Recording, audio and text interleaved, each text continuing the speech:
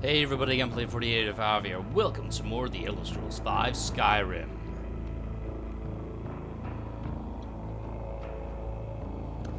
Last time, we turned in the Illusion Ritual Spell Quest. Crystal. Gone. Find Paratus. Inoculary.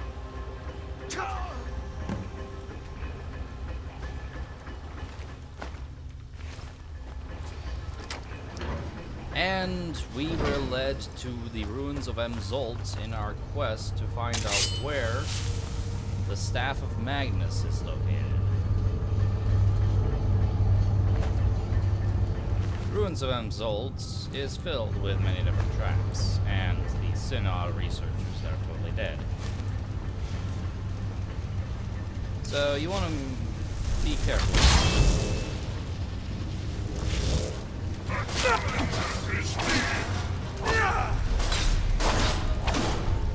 For them spy workers,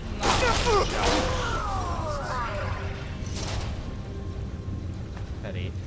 Anyway, as you may have remembered in last episode, we also accepted a quest from Arniel Game, requesting us to collect 10 Wemmer cogs for him, and that's what we're gonna do. As I mentioned before, you can find a ton of cogs in Mzulft, including notably more than just 10, so it's a convenient time to take this quest.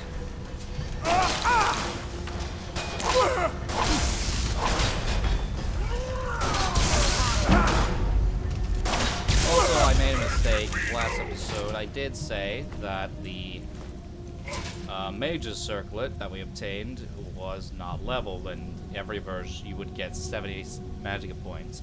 That's not true. It actually is leveled. I'm not sure exactly where it's capped and where it's, minimized. But it still is a good item, but it might be worth considering to wait. Got a door here with a trap. If I can aim, there we go. You can,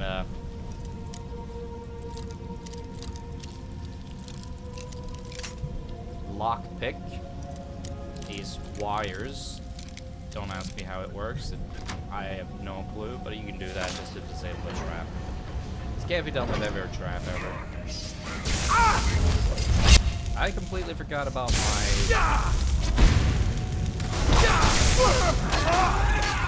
I've completely forgot about my fire sword. Deadly magical poison. 130 points. That's gonna be useful against magical-based enemies. Ultimate stamina. I'll take that. Mass paralysis scroll. Yeah, that could be nice.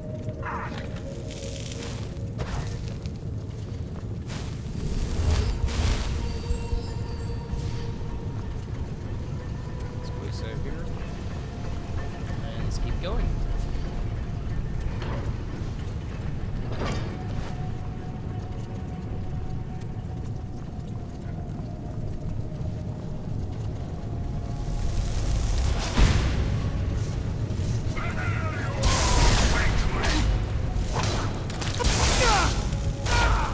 I know there's a lot of different perks that I want in many of the skill trees that would be nice to have. Unfortunately, I don't have exactly the perk points. I suppose I could, and probably can and will, change that by just making, by just power leveling myself, probably through illusion. There's a moonstone ore here if you want to take advantage of that. And here we got a chorus hunter. If I didn't have the Dawnguard DLC.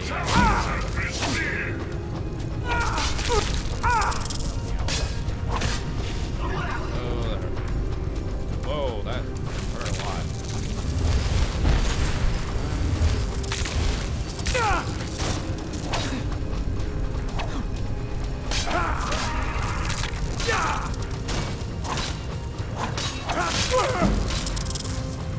Come on. Thank you. This is really bad. Some more synods. I was considering to go werewolf here, but like, I can't feed on anything, so I would just have a hell of a bad time fighting enemies since I can't gain health regen or health back except for feeding on those dudes. I mean, that wouldn't exactly be enough to keep me alive. If you have trouble with this, well, that trap over there will release some rocks. This normal thing is pretty useful.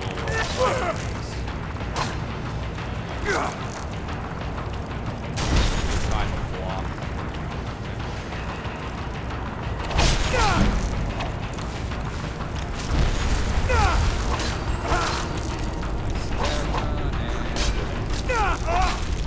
So.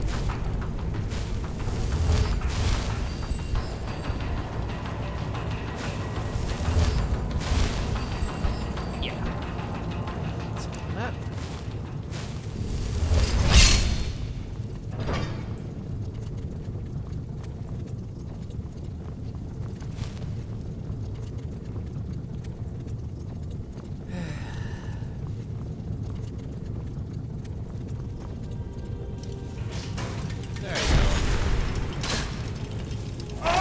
Came through here. I'll just say not very far. I remember this. I should have probably found more cogs though. If my memory serves right. Maybe I just haven't looked very well. I haven't exactly made an effort to look. Let's garnet. A bit randomized on what loot you get. Here's a lock.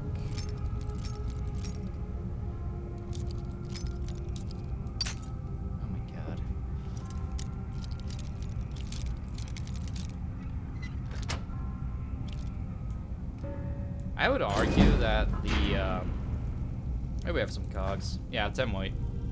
I would argue that the lockpick skill tree is probably the most useless skill tree in the entire game. It's because you don't need anything. Oh, that is nice. Oh, I'll take that.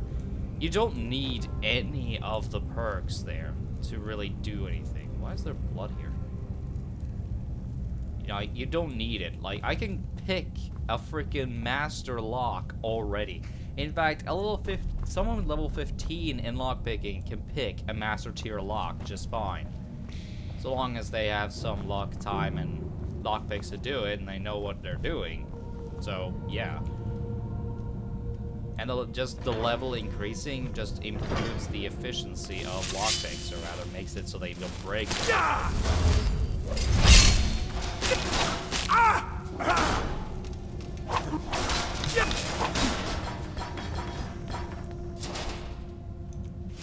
If you want a decent way of leveling up smithing, which is very effective if you're going for heavy armor, is to get the dwarven smithing perk and then just collect a ton of dwarven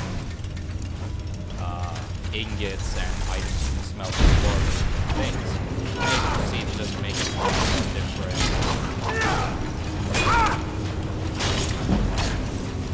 Honestly, I use block or shield to bash, get it strong. I'm fighting a lot more of my own battles now instead of relying on summons so much. I suppose that's why my armor is starting to finally get some levels.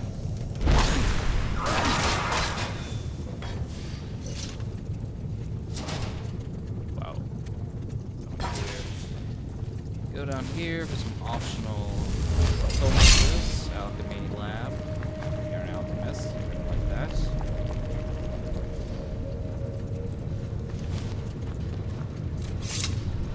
And here's a gate. Expert.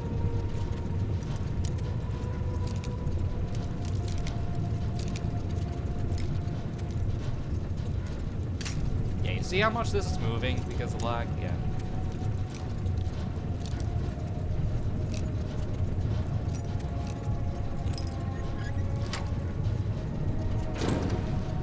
Like, you heard it, but it didn't move there. Yeah, fuck lag. Let's fuck it. Bane of the Undead. Ooh, that is pretty sweet. I'm gonna take that. 31 points of stamina damage. I'm gonna take that. But basically, you know, like, dwarven bows are made of like 3 dwarven ingots, and dwarven is extremely easy to find the ingots for because you can just find almost any dwarven ruin, and you're not only going to be able to find ingots, but you're also going to be able to find, you know, dwarven metal pieces that you can then smelt in a smelter to create dwarven ingots. I'm not even kidding. Let's see, are there any enemies down there? I'm gonna try and jump over these. You hit them, that's gonna activate that, which possibly is gonna push you down there, which is pretty annoying. The total damage of the flame cloak spell is actually pretty solid. I mean, it's 8 times 60, which basically turns into 4 times 80. But enemies on fire take extra damage, so we're talking about almost 500 damage over 60 seconds. Granted, it's slow, but the total damage is pretty solid. In addition, you can also hit several enemies at the same time every time, and you only like use a burst of magic and boom.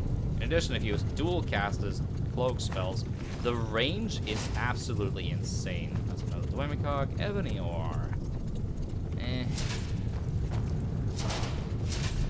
Which is pretty beneficial. Glass shield, that's nice. I can sell that for some good money. It's not even very much weight in it. I did accept the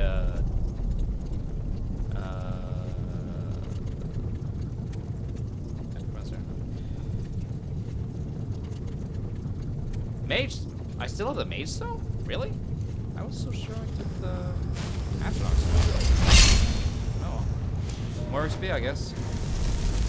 But like, if you dual cast with a perk, the cloak spells, their range on them just amplifies so much. You can hit enemies at a relatively long distance, which is pretty useful. It doesn't do more damage and doesn't get a longer duration, I think.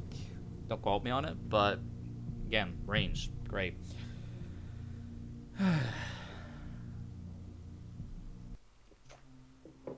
It's actually kind of good that I am getting some of my levels into my heavy armor now, because I'm probably going to get rid of Vulcan, or rather replace it. I'm not going to get rid of it. I'm going to replace it with another item that I definitely want. It's going to be light armor, and it was the main reason that I started this quest line at all. Of the College of Winterhold. Otherwise, I probably would have gone maybe with the Dark Brotherhood or maybe with the main quest. I'm going to do the College of Winterhold quest line, and then I'm going to do the main story quest line with the dragons, and then I'm going to start Dawnguard. Lesser. Oh, go. Spider. Common. They're filled soul gems, so I can use them for enchanting.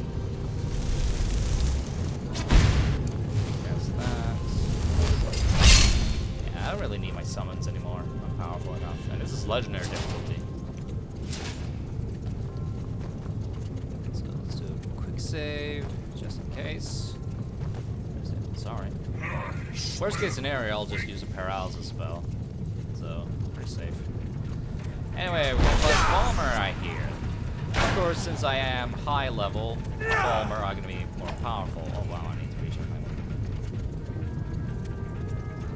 I think it's actually been uncharged for a while now. Okay, just charge it. It's common, greater, lesser, petty. Let's do a common soul, and then we'll do a lesser soul, and then petty soul. If you're wondering about what buttons to push in the menus, you can usually see it in the bottom of the screen. Like how to drop it, how to recharge the weapon, how to make it favorite, etc. I suppose 15 damage isn't very impressive, but a little damage is a little damage. Wow, this frames. Anyway, Falmer are some of the most powerful normal enemies you're going to be fighting in the game, potentially. They have relatively high damage and decent health, and most of the time they will apply poisons to their attacks. They make absolutely horrendous arrows with only 7 damage, which are tied with the Forsworn arrows for the worst arrows in the game. They do make some armor, though I think that's exclusive to the Dawnguard DLC. They can be fairly pain. It can be a bit of a pain in the ass to fight, especially if you're a low-level player. Anyway, the frames are bad, and it's been a decent video. So, next time on the Elder Scrolls V Skyrim, we're gonna see if we can find out where the Staff of Magnus is located. See you guys then.